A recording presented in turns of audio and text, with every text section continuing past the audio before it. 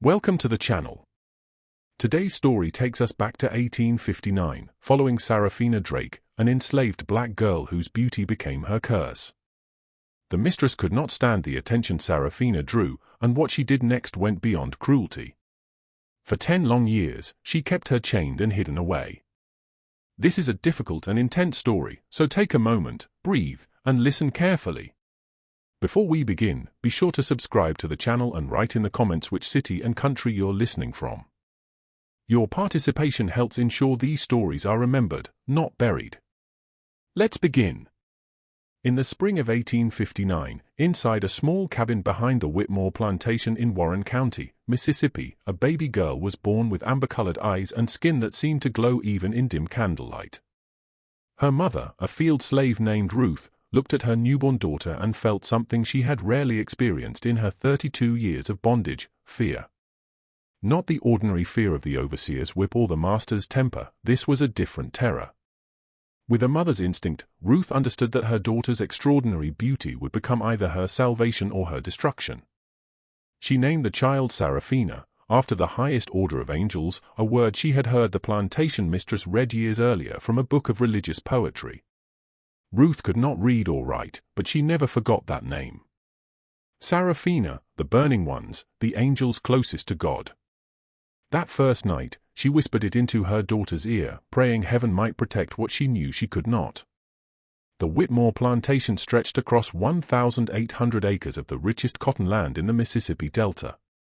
The main house stood on a gentle rise overlooking the fields, a 2-story Greek Revival mansion with white columns and wide verandas that seemed to mock the suffering that made its grandeur possible. In 1859, the plantation held 147 enslaved people and produced nearly 500 bales of cotton each year, making the Whitmore family one of the wealthiest in the region. The master of the house was Colonel James Whitmore, 63 years old, with a reputation for running what he called a tight operation. He rarely visited the slave quarters, leaving daily management to his overseers and his wife. James Whitmore spent most of his time in Vicksburg, attending to business and political matters. He had served 2 terms in the Mississippi state legislature and considered himself a gentleman of the highest order. He owned human beings as casually as he owned horses or furniture, never questioning the morality of the institution that had made him rich. But the true power in the Whitmore household lay not with the colonel, but with his wife, Helena. In 1859, she was 41, once considered the most beautiful debutante in Natchez society. Time and disappointment had hardened her features and poisoned her heart.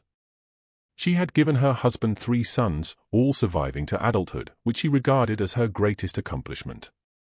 Yet Helena Whitmore lived with a secret bitterness that colored everything she did. She watched her beauty fading in the mirror each morning, in the fine lines around her eyes, the slight loosening of her jaw, and she could not bear it. Helena ruled the domestic slaves with an iron hand. She personally supervised the house servants, cooks, laundresses, and nursemaids. Nothing escaped her attention. She prided herself on maintaining what she called proper order, meaning complete submission from every enslaved person inside her home. The field slaves answered to the overseers, the house slaves answered to Helena, and Helena answered to no one. For the first 7 years of her life, Seraphina lived in relative obscurity. She stayed with her mother in the small cabin behind the main house, where Ruth worked as a laundress. The work was brutal, 14 hours a day washing, boiling, and pressing the fine linens and clothing of the Whitmore family. Her hands were permanently scarred from lye soap and scalding water. But she kept her daughter close, teaching her to stay quiet, stay invisible, stay alive. Seraphina learned these lessons well. She helped carry water from the well, sorted dirty laundry, folded sheets without a single wrinkle. She learned to walk softly, speak only when spoken to, never look a white person directly in the eye. These were the rules of survival every enslaved child absorbed before understanding their meaning. But there was one thing Ruth could not teach her daughter to hide: the light that seemed to radiate from Seraphina's face. By age 7, her beauty was impossible to ignore. Her amber eye shifted from deep gold to honey brown with the light. Her features were perfectly symmetrical, high cheekbones, a delicate chin.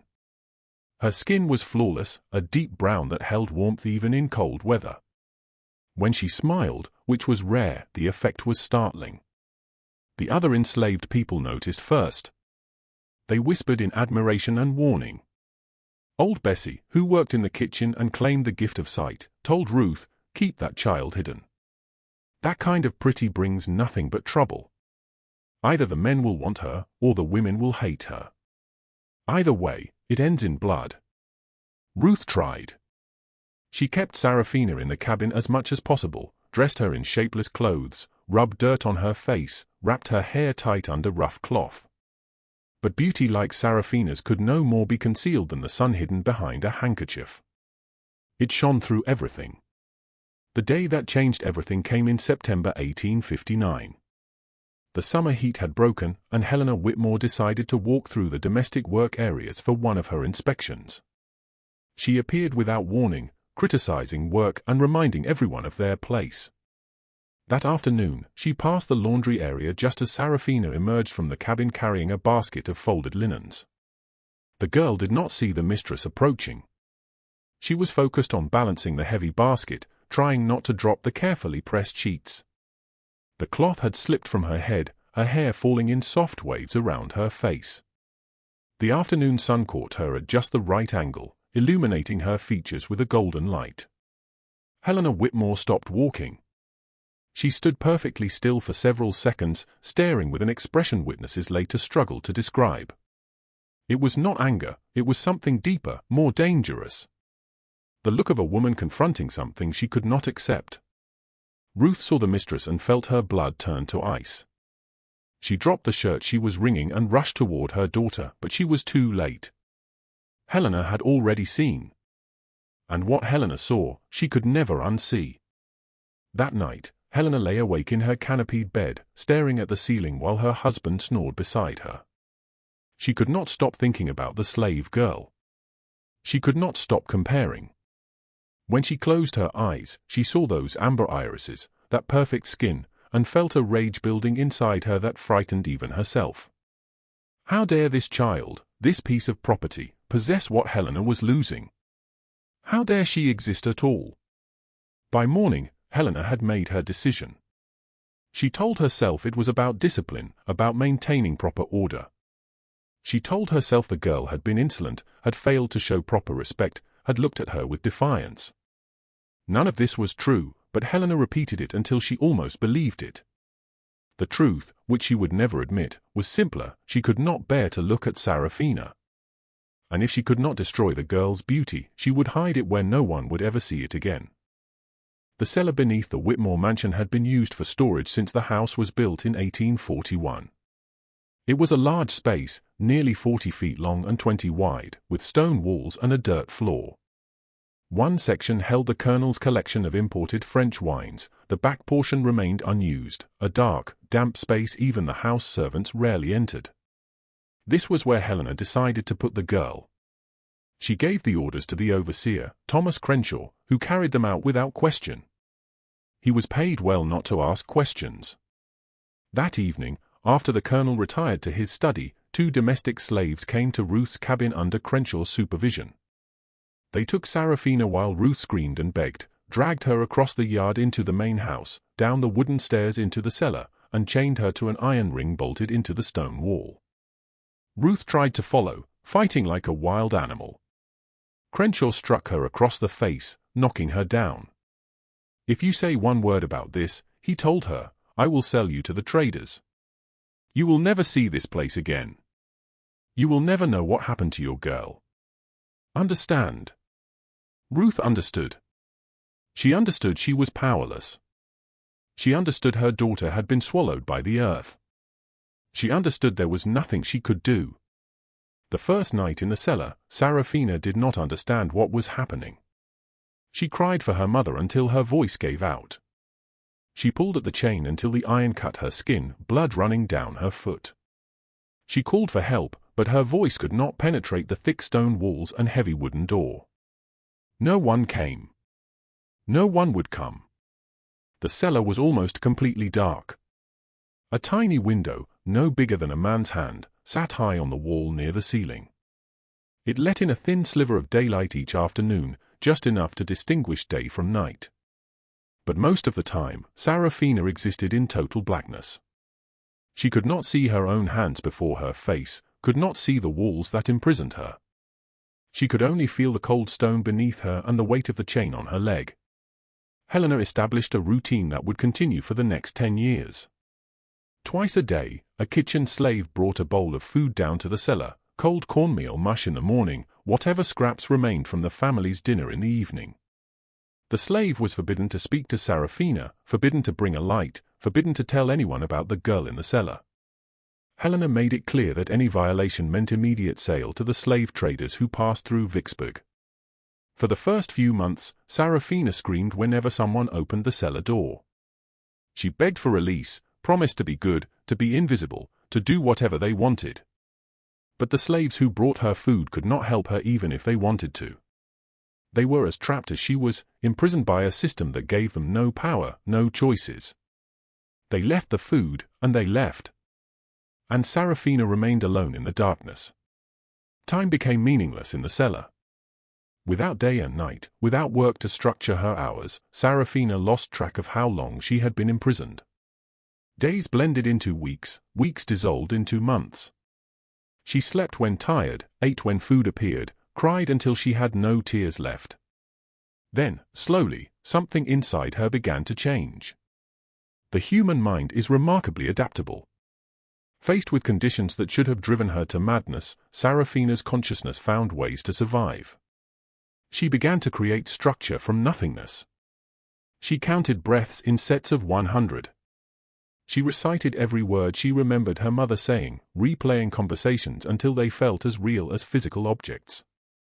She traced patterns on the stone floor with her fingers, memorizing their shapes in the dark. She invented games, stories, entire worlds that existed only in her imagination. But the most important adaptation was learning to listen. The cellar sat directly beneath the main floor. The stone walls muffled most sounds, but the wooden floorboards above allowed certain noises to penetrate. When she pressed her ear to the wall in just the right spot, she could hear voices from the rooms above. At first, the sounds were meaningless vibrations. But over time, as her other senses sharpened, she began to distinguish words, then sentences, then entire conversations. She heard everything that happened in the Whitmore household.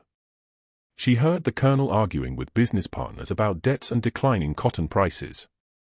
She heard Helena berating house slaves for imagined failures. She heard the 3 Whitmore sons discussing plans and secrets when they thought no one was listening. She heard visitors arrive and depart, whispered confessions, shouted accusations. The house held no secret she did not eventually discover. And she remembered everything. By her second year in the cellar, Seraphina had developed a mental catalogue of the Whitmore family's most closely guarded information. She knew the colonel had borrowed heavily from a New Orleans bank to cover hidden gambling debts. She knew the eldest son, William, had fathered a child with a free black woman in Vicksburg and was paying her to keep quiet. She knew the middle son, Robert, had stolen family silver to fund his drinking.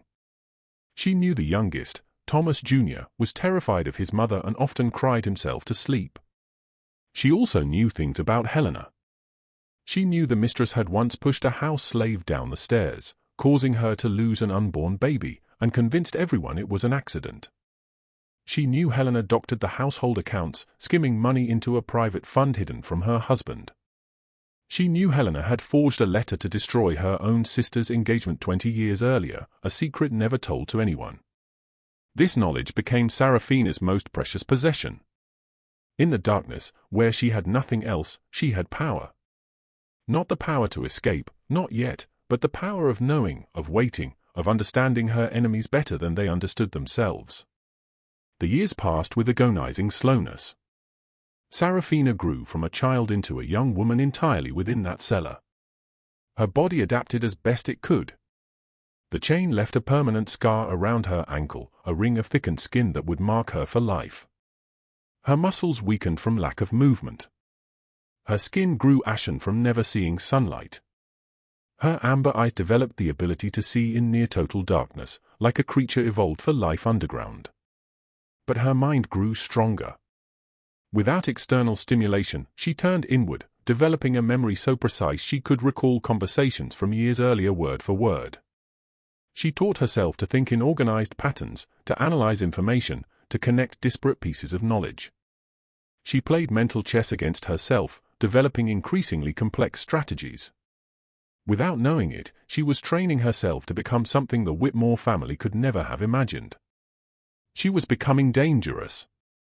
Her mother, Ruth, tried to reach her. For the first 3 years, Ruth bribed a kitchen slave to pass whispered messages through the food deliveries. "Your mama loves you. Stay strong. I'm still here." These fragments of connection kept Seraphina from losing hope entirely. But in the winter of 1862, the messages stopped. Weeks, then months passed without word. Finally, Seraphina overheard a conversation between Helena and the housekeeper. Ruth had died of pneumonia. She had worked through a fever, too afraid of punishment to rest, and her lungs filled with fluid. She was buried in an unmarked grave in the slave cemetery behind the cotton fields. Seraphina did not cry. She had exhausted her tears years earlier.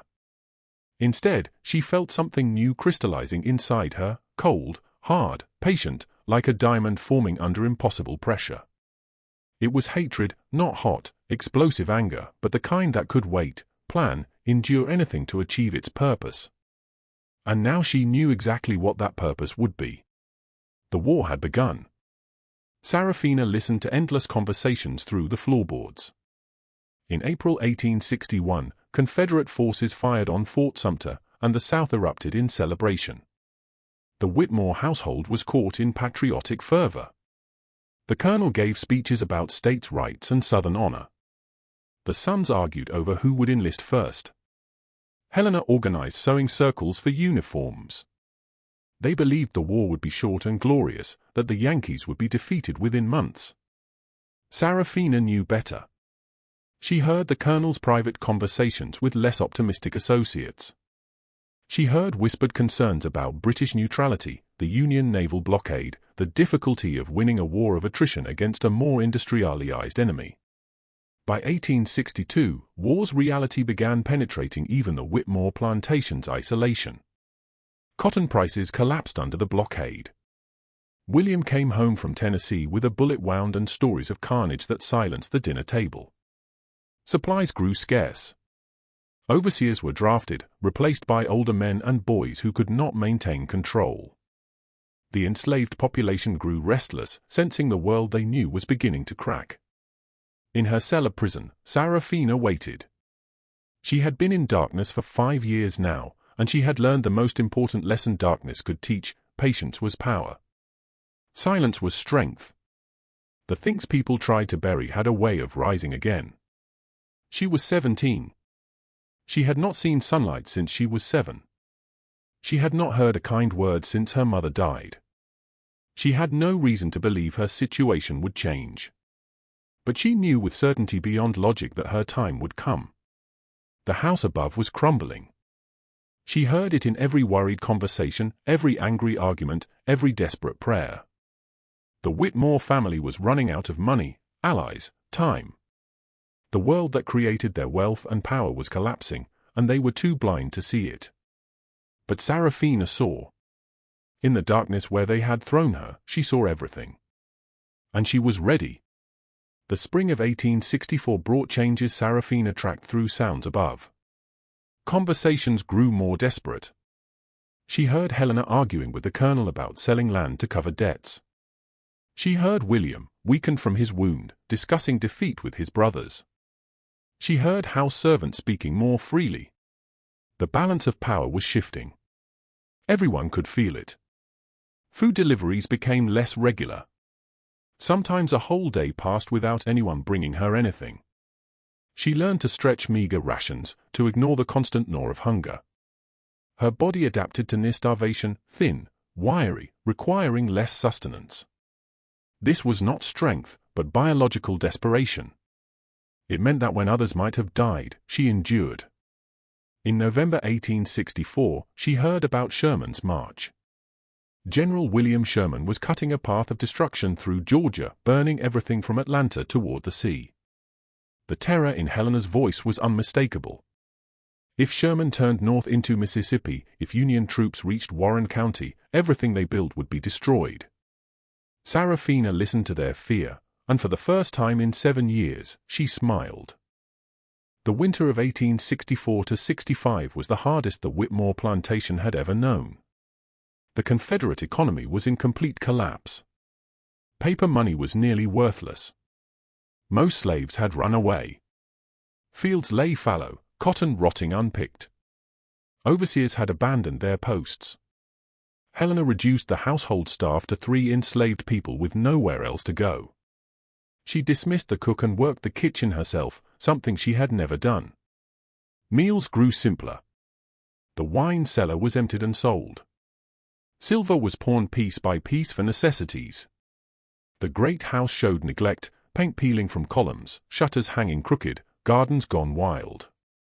Through it all, Seraphina remained in her cellar prison. Helena seemed to have forgotten her, too consumed with disaster above ground. Food deliveries grew even more sporadic. Sometimes 3 or 4 days passed without anyone opening the cellar door. Seraphina survived on rainwater seeping through the tiny window and rats she caught with her bare hands. She had become something less than human and more than human at once, stripped down to pure will and burning purpose. On April 9, 1865, General Robert E. Lee surrendered to General Ulysses S. Grant at Appomattox Courthouse. The war was over. The Confederacy was dead. In the darkness beneath the Whitmore mansion, a young woman imprisoned for nearly 6 years heard the news and knew her moment was approaching. Weeks after the surrender, chaos came to Warren County. Union troops moved through, enforcing defeat and spreading word of emancipation. Plantation owners faced collapse. Some fled, some took their lives, some, like the Whitmores, refused to believe their world had ended. Helena continued running the household as if nothing had changed. She gave orders with the same imperious tone, spoke of the situation as temporary, a setback soon corrected. Her denial bordered on madness. The colonel, broken by loss, drank himself into stupor daily. The 3 sons scattered, William to Vicksburg to salvage business interests, Robert disappeared, running from gambling debts, Thomas Jr. stayed, too afraid to leave, too weak to be useful. In the cellar, Seraphina waited. She had waited nearly 6 years. She could wait a little longer. The moment came on a warm evening in late May. Seraphina listened as she always had. She heard Helena retire to her bedroom, the colonel's drunken snoring from his study, Thomas Jr. pacing. Then she heard something new, the cellar door opening at an unusual hour. A figure descended the stairs carrying a candle. The light, dim as it was, seemed blinding to Seraphina's darkness-adapted eyes. She shrank back, shielding her face. For a moment, she thought Helena had come to kill her, to eliminate the evidence before Union authorities found it. But the voice that spoke was not Helena's. It belonged to Bessie, the same kitchen slave who had warned Ruth years ago. Bessie was 73 now, one of the few who remained because she was too old to run. But she had never forgotten the girl in the cellar. With the old order crumbling, she decided to act. "Girl," Bessie whispered, voice cracking with age and emotion. "The war is over. You are free. Do you understand me? You are free." Seraphina lowered her hand slowly, squinting against the candlelight. She had not seen another human face in nearly 6 years. Bessie's weathered features, lit by flickering flame, seemed from a dream. Bessie had brought tools, a hammer and chisel stolen from the shed, hidden under her mattress until the right moment. She knelt and worked on the iron ring holding the chain. The metal was rusted, weakened by years of moisture. It took nearly an hour, but finally the ring broke free from the stone. Seraphina stood for the first time in years. Her legs could barely support her. Muscles had atrophied from disuse. She leaned against the wall, breathing heavily, feeling the strange sensation of standing upright after so long crouching and lying on the cold floor. Bessie helped her up the stairs, one agonizing step at a time. The cellar door opened onto a hallway near the kitchen. Dark as it was, compared to the cellar's absolute blackness, it seemed flooded with light. Seraphina blinked, tears streaming as her eyes struggled to adjust. You need to go, Bessie said. Get away before they find you gone. Union soldiers in Vicksburg will help you. But Seraphina did not move toward the door. Instead, she looked back into the house, toward the main rooms where the Whitmore family slept. Her face, gaunt and pale from years of darkness, showed no expression. But her amber eyes burned with a light that made Bessie step back. No, Seraphina said. Her voice was rusty from disuse, barely a whisper, but clear. I am not leaving. Not yet. Bessie argued that staying was dangerous, that Helena would kill her, that running was the only sensible choice. But Seraphina had not survived 6 years in that cellar by being sensible. She had survived by becoming something else, something that did not run from enemies, something that hunted them. She told Bessie to go back to her cabin, act normal, know nothing. Whatever happens, Seraphina said, you did not see me. You do not know anything. Understand? Bessie understood. She had lived her whole life under people who destroyed what they could not control. She saw that same quality in Seraphina's eyes. Whatever the girl had become in the darkness, she was not a victim anymore. She was far more dangerous. That night, while the Whitmore family slept, Seraphina explored the house she had only known through sounds. She moved silently through hallways, bare feet making no noise on wooden floors. The layout matched the map in her mind from years of listening.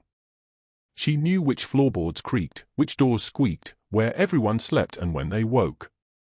She found Helena's private office on the 2nd floor, a small room where the mistress kept personal papers. The door was locked with an old, poorly maintained lock. Seraphina worked it open with a hairpin in minutes, using skills never taught but intuited during isolation. The office was as she imagined, a writing desk near the window, a cabinet against the wall, stacks of papers and ledgers organized with Helena's precision. Seraphina examined each document by moonlight.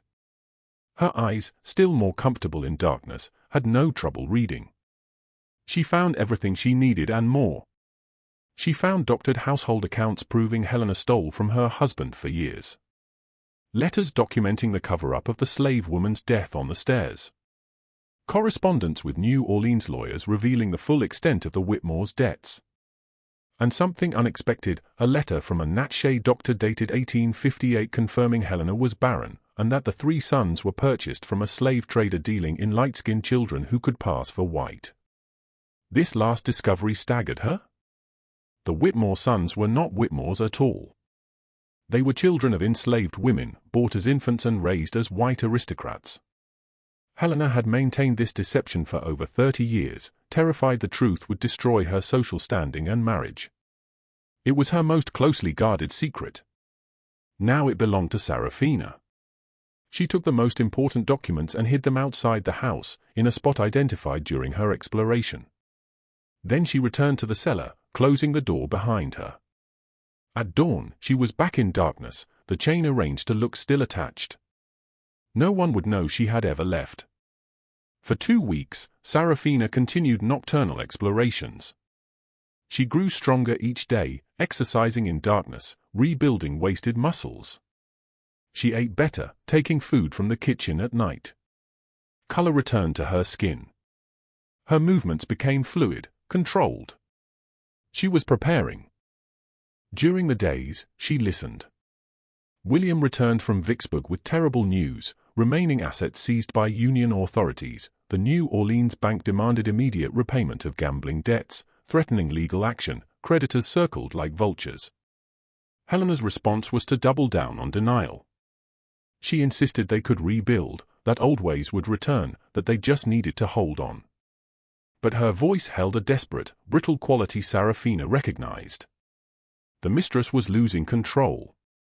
Her world was falling apart, and she did not know the final blow would come from beneath her own feet. Seraphina chose her moment carefully. On a Sunday morning in mid-June, while the family ate breakfast, she emerged from the cellar for the last time. She had washed in the kitchen basin, dressed in clothes taken from a storage trunk, old and slightly too large, but clean. She had brushed her hair, pinned it up simply. For the first time in nearly 6 years, she looked almost human. She walked into the dining room without a sound. The family sat around the long mahogany table, picking at a meager breakfast of cornbread and weak coffee. Helena sat at one end, the Colonel at the other, Thomas Jr. between them. None noticed her at first.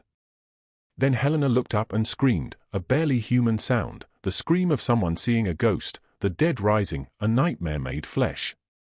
She stumbled backward, knocking over her chair, pressing against the wall, eyes wide with terror. The Colonel stared in confusion. He had never known about the girl in the cellar. To him, this was a strange young black woman who had entered his home. His instinct was to call for help, to have her removed. But there was no one left to call. "Good morning," Seraphina said, her voice calm and clear. "I believe we have some matters to discuss." Helena found her voice. "Get out," she hissed. "Get out of my house. I will have you whipped. I will have you killed. I will." "You will do nothing," Seraphina interrupted, tone almost gentle but with steel beneath. "You will sit and listen. Because I have things to tell your husband he needs to hear." The Colonel looked between Seraphina and his wife, seeing Helena's terror, not understanding. "What is the meaning of this? Helena, who is this woman?" "That," Seraphina said, "is an excellent question. Why don't you tell him, Mrs. Whitmore? Tell him where I have been the past 6 years. Tell him what you did to a 7-year-old child because you could not bear to look at her face." And she told him. She told him about the cellar, the chain, the years of darkness and isolation. She told him about near starvation, rats, absence of human contact. She described it all in simple, precise language, without emotion, like testimony in court. The Colonel listened in growing horror. Whatever his faults, he had never sanctioned anything like this. He believed himself a gentleman, a man of honor. The idea that his wife imprisoned a child in their cellar for years, tortured her with isolation and neglect, was almost more than he could comprehend. Helena tried to deny it. She called Seraphina a liar, a runaway, a thief who broke in. But her denials were weak, contradicted by the terror she showed when Seraphina appeared. And when Seraphina produced documents from inside her dress, Helena's face went white. "These are from your private office," Seraphina said. "The household accounts you doctored for years. The letters about the woman who fell down the stairs. And this 1-inch," she held up the letter from the Natchez doctor, "is particularly interesting." Helena lunged, trying to snatch the paper, but Seraphina stepped aside easily. Helena crashed into the dining table, sending dishes to the floor. "Your sons," Seraphina said to the Colonel. "They are not your sons. They are not your wife's sons. They were purchased from a slave trader in 1829, 1831, and 1834. Light-skinned children who could pass for white. Your wife has lied to you for over 30 years. The Colonel stared at the letter. His face went gray. He looked at Helena, sobbing, collapsed against the table, her world crumbling. Thomas Jr. sat frozen, unable to process what he heard. Everything he believed about himself, his family, his place in the world was destroyed in minutes. He was not a Whitmore. He was not white. He was the son of a slave, purchased like property, raised in a lie. The Whitmore family's destruction happened quickly after that morning. The Colonel, confronted with his wife's deception, suffered a stroke within hours. He survived but was paralyzed on his left side, unable to speak clearly. He spent remaining years in a wheelchair, cared for by servants who were now free and had to be paid wages the family could no longer afford. Helena was arrested 2 days later. Seraphina sent copies of the most incriminating documents to the Union military commander in Vicksburg, along with a detailed account of her imprisonment. Occupation authorities wanted to demonstrate commitment to justice in the defeated South. Helena Whitmore, a wealthy white woman who imprisoned a child in a cellar for 6 years, was a perfect example. A military tribunal tried her, sentenced her to 15 years in prison. She died of typhoid fever in her cell less than 2 years later. The 3 Whitmore sons scattered. William could not accept the truth about his origins. 3 weeks after the revelation, he put a pistol in his mouth and pulled the trigger. Robert disappeared, never heard from again. Some said he went west to California, others that he drank himself to death in a New Orleans boarding house. Thomas Jr. sought out Seraphina after everything fell apart, begging for information about his real mother. She could not tell him much, records were incomplete, the trail cold after so many years. But she told him what she knew, and she watched something change in his eyes. He moved north to Philadelphia, lived as a black man for the rest of his life, working as a teacher in a school for freedmen's children. The Whitmore plantation was seized by the federal government and redistributed to formerly enslaved people under General Sherman's Special Field Orders No. 15. The Great White House was divided into apartments for 3 black families. Cotton fields were parceled into small farms. The world James and Helena Whitmore built was not just destroyed, it was transformed into something they would have found unimaginable, a community of free people living on land they owned, building lives that belonged to them. And Seraphina walked away. She left Warren County in the summer of 1865, heading north. She had no money, no possessions, no family left alive. But she had something more valuable, she had survived. She had triumphed. She had taken everything from those who tried to destroy her. And she had done it not with violence, but with truth. The secrets they tried to keep became the weapons of their destruction. She made her way to Memphis, then St. Louis, then Chicago. She worked as a domestic servant, seamstress, cook. She saved carefully, spending only what was necessary. She taught herself to read and write using discarded newspapers and books. The same mind that kept her sane in darkness, that memorized years of conversations, mastered written words easily. By 1870, Seraphina saved enough to open a small boarding house in Chicago's growing black community. She ran it for 23 years, providing clean rooms and hot meals to black travelers turned away from white establishments. She never married, never had children. When asked about her past, she said only that she grew up in Mississippi and left after the war. She did not speak of the cellar or the Whitmores. That chapter was closed. But she kept one thing, the chain that bound her ankle for nearly 6 years, in a small wooden box under a floorboard in her bedroom. The iron rusted, links weakened, but still recognizable. Sometimes late at night, she would take it out, feel its weight, remember. She kept it not out of sentiment, but as a reminder of what humans could do to each other, of what she endured and overcame, that no matter how dark, there was always a way back to light. Seraphina Drake died in Chicago on February 14, 1912. She was 60 years old. The Chicago Defender obituary described her as a respected businesswoman and pillar of her community, mentioning her boarding house, charitable work with Southern migrants, her quiet dignity and strength. It did not mention Mississippi, the Whitmores, or the cellar. But some knew. Old Bessie, who lived until 1889, told the story to her grandchildren.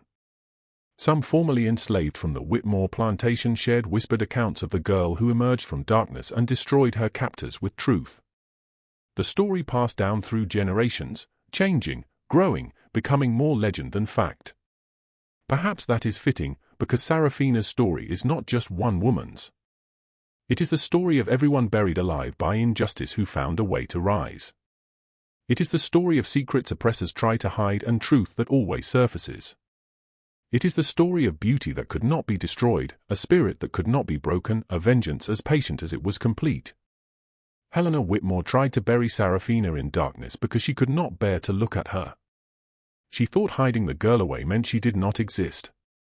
She thought chains, stone walls, years of isolation would destroy what she could never possess. She was wrong. The darkness did not destroy Seraphina, it forged her. It made her sharper, stronger, more patient than any enemy could imagine. It taught her to listen when others spoke carelessly, to remember when others forgot, that the cruelty of the powerful is built on secrets, and secrets are the most fragile foundations. In the end, Helena Whitmore was undone not by force, but by truth, not by violence, but by patience, not by hatred, but by the simple, unstoppable power of a human being who refused to be erased. She spent years trying to hide Seraphina from the world. But the world finds what is hidden. And sometimes what emerges from darkness is more powerful than what put it there.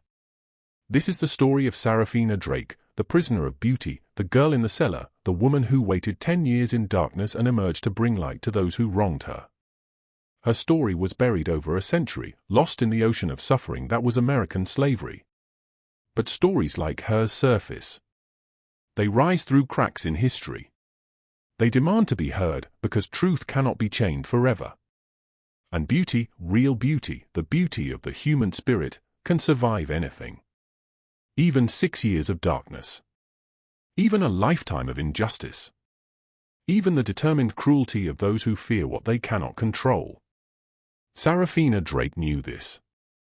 She learned it in the cellar beneath the Whitmore mansion, in endless darkness where she should have been destroyed. She carried that knowledge the rest of her life. And now, more than a century after her death, her story carries it forward still. Some chains are iron. Others are secrets and lies. Both can be broken. Both will be broken. It is only a matter of time. And Seraphina had all the time in the world.